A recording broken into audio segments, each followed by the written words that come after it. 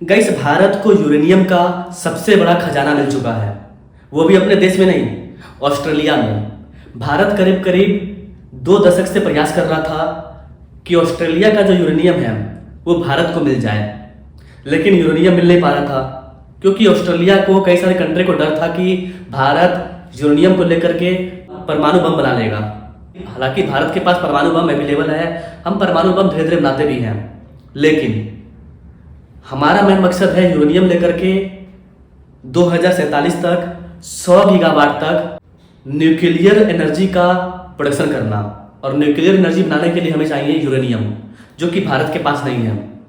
पूरे दुनिया में यूरेनियम का सबसे बड़ा भंडार ऑस्ट्रेलिया के पास है, उसके बाद है कजाकिस्तान।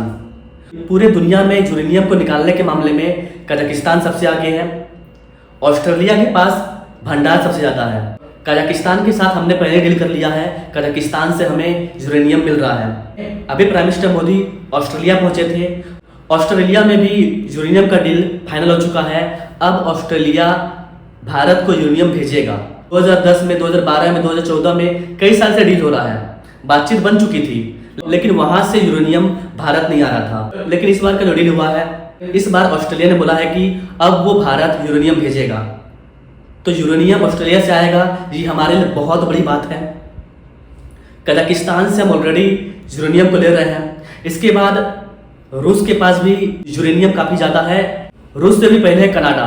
कनाडा के साथ भी अभी हाल ही में कनाडा के जो नए पीएम थे वो भी भारत आए थे, उनके साथ भी हमने डील किया था कि कनाडा में जो यूरेनियम है वहाँ से भी हमको यूरेनियम मिलेगा।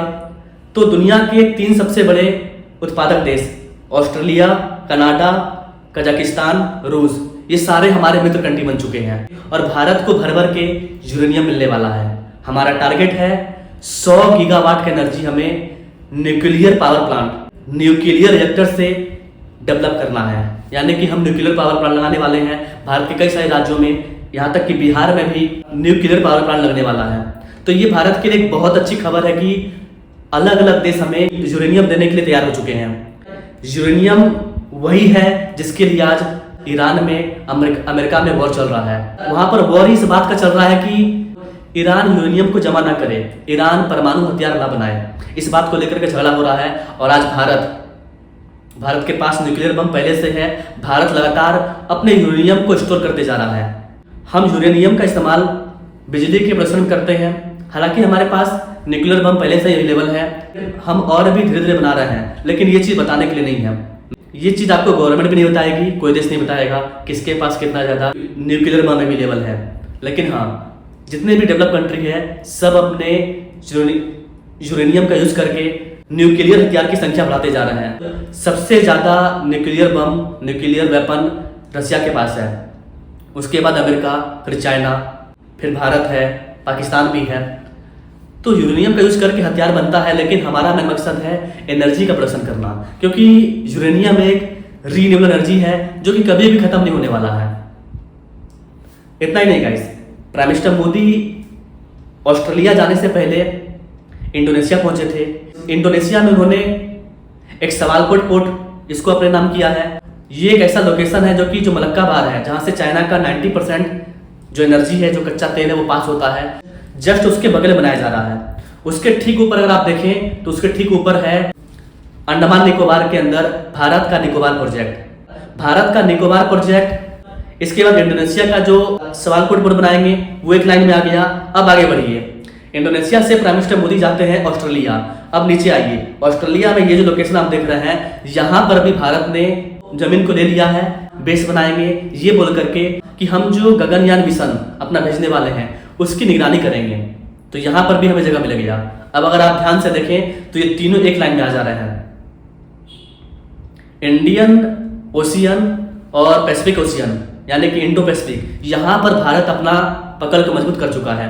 पैसिफिक ओशियन में, इंडियन ओशियन में हमारा दबदबा अब बनते जा रहा है, क्योंकि पैसिफिक ओशियन में ऑस्ट्रेलिया है, पैसिफिक ओशियन में फिलीपींस है, पैसिफिक ओशियन में जापान है, और वो सारे के सारे हमारे मित्र कंट्री हैं, और रशिया अपना मित्र है ही। तो देखा जाए तो इंडो पैसिफिक से जो अमेरिका इंडो का नाम हटाना चाहता था, हम इसको और मजबूत कर चुके हैं। इंडो पैसिफिक में भारत एक खुद का क्वाड बना रहा है, इस पर भी मैं एक जल्द ही अलग वीडियो लाऊंगा। हमने ऑस्ट्रेलिया के साथ केवल यूरेनियम नहीं बल्कि टोटल 18 डील साइन किया है। जिस तरह से हमने इंडोनेशिया के साथ 20 डील किया था, ठीक वैसे ही यहाँ पर हमने 18 डील किया है। और ये जो 18 डील है, इसमें से जो सबसे इंपॉर्टेंट डील है वो है एनर्जी को लेकर के। एक तो यूरेनियम हमको मिलेगा, दूसरा हमने एलएनजी का भी डील किया है। पूरे दुनिया में एलएनजी के मामले में ऑस्ट्रेलिया 5वें नंबर पर आता है। एलएनजी ले रहे हैं, तो ऑस्ट्रेलिया से हमें एलएनजी मिल रहा था, अब हमें और ज़्यादा एलएनजी मिलने वाला है ऑस्ट्रेलिया से, इसको लेकर के डील हुआ है। इसके अलावा कतर से हम एलएनजी ले ही रहे हैं। रसिया वगैरह भी एलएनजी देता है, लेकिन एलएनजी जो सबसे नज़दीक है हमारे वो है कतर, तो कतर से हम ज़्यादा लेते हैं। एलएनजी को लेने के लिए बड़े बड़े टैंकर चाहिए होते हैं इस टाइप के, उसको हमें बनाना पड़ेगा, तो एलएनजी का भी डील हो चुका है। इसके अलावा गाइस हमने ऑस्ट्रेलिया के साथ और भी कई सारे डील किए हैं। कई सारे इन्वेस्टमेंट भारत के अंदर आने वाले हैं। ऑस्ट्रेलिया के अलावा प्राइम मिनिस्टर मोदी न्यूजीलैंड पहुंचे थे। न्यूजीलैंड में भी हमने एक बहुत बड़ा डील किया है। करीब करीब 40 साल बाद भारत का कोई पीएम न्यूजीलैंड गया था, और न्यूजीलैंड में भी हमने भर भर के डील किया है। तो अगर आप ध्यान से देखें तो प्राइम मिनिस्टर मोदी का ये जो यात्रा था ये काफ़ी गजब का था। सबसे पहले वो भारत से जाते हैं इंडोनेशिया। इंडोनेशिया में बहुत बड़ा स्वागत होता है। इंडोनेशिया के बाद प्राइम मिनिस्टर मोदी जाते हैं ऑस्ट्रेलिया। ऑस्ट्रेलिया में भी डील होती है। उसके बाद जाते हैं न्यूजीलैंड। अगर आप ध्यान से देखें, ये तीनों देश इंडो पैसिफिक रीजन में आते हैं। हिंद महासागर और पैसिफिक ओशियन इसके बीच में आते हैं, चाहे इंडोनेशिया हो, ऑस्ट्रेलिया हो और न्यूजीलैंड हो। इसके अलावा फिलीपींस को हम ऑलरेडी ब्रह्मोस भेज रहे हैं। इसके अलावा जापान की पीएम अभी हाल ही में भारत आई थी, तो जापान भी इंडो पैसिफिक का हिस्सा है। तो ओवरऑल देखा जाए तो भारत एक अलग से क्वाड बनाने की प्लानिंग कर रहा है। ये क्वाड कैसे काम करेगा इस पर मैं अलग से ला दूंगा अकॉर्डिंग टू कमेंट। बाकी गाइस आपको क्या लगता है कि भारत जियोपॉलिटिक्स में अपना विस्तार कर रहा है? क्या हम चाइना को, अमेरिका को टक्कर दे पाएंगे? Comment now and now. Thanks for watching. मिलते हैं अपने लोग इस वीडियो में एक और नई जानकारी के साथ। तब तक के लिए जय हिंद।